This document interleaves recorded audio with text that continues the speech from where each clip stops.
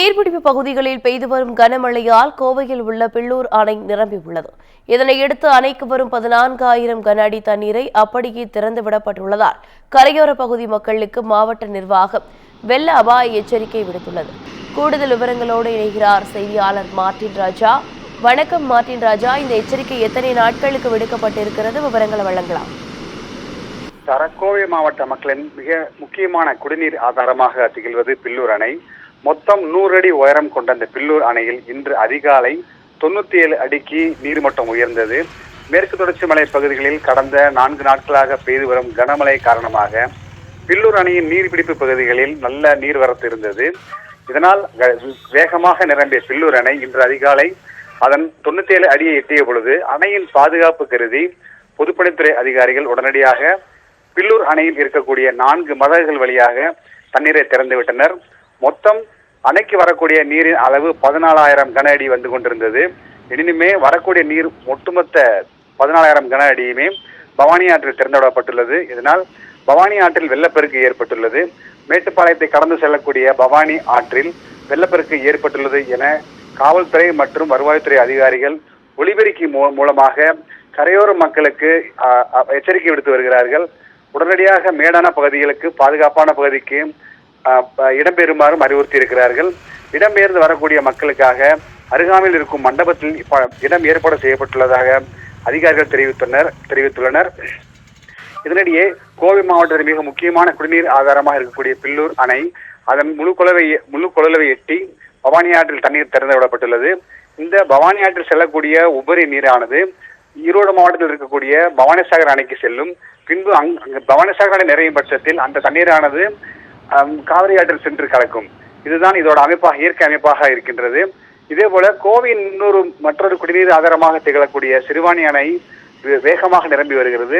அங்கே நேற்று கடந்த 24 மணி நேரத்தில் மொத்தம் 73 மில்லிமீட்டர் மழை அளவு பதிவாகி இருப்பதாக அதிகாரிகள் தெரிவித்தனர். எனினுமே அங்கே இருக்கக்கூடிய கடந்த ஒரு நாளில் மட்டும் 3 அடி உயரம் அதிகரித்துள்ளதாக அதிகாரிகள் தெரிவித்திருக்கிறார்கள்.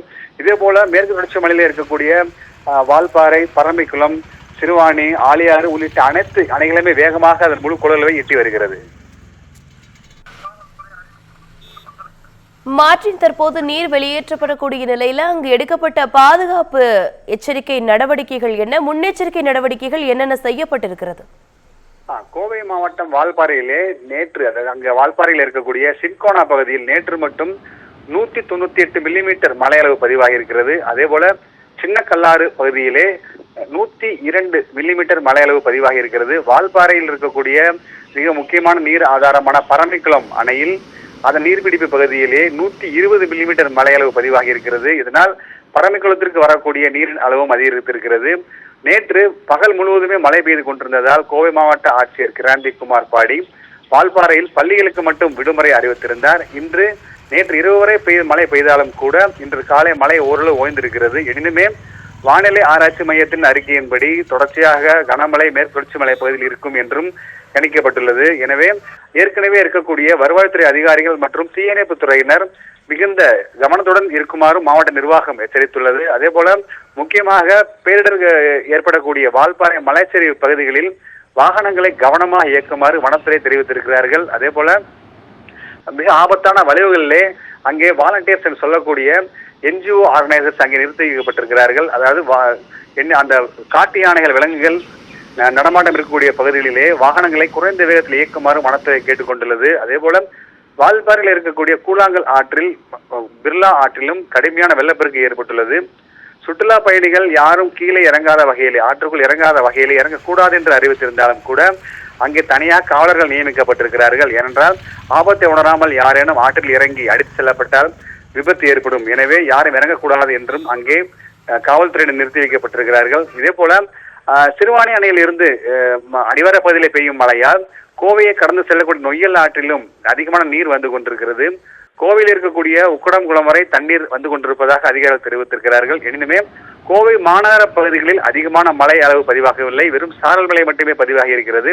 இந்த சூழலிலே மேற்கு தொடர்ச்சி மலையில் பெய்யும் கனமழை காரணமாக கோவை மாநகரை கடந்து செல்லக்கூடிய நொய்யல் ஆற்றிலும் வெள்ளப்பெருக்கு ஏற்படலாம் என்று மாவட்ட நிர்வாகம் கணித்திருக்கிறது. எனினுமே கோவை நகரில் இருக்கக்கூடிய 9 குளங்களையும் வருவாய்த்துறை அதிகாரிகள் கவனமாக கண்காணித்து வருகிறார்கள். விவரங்களுக்கு நன்றி மார்ட்டின்.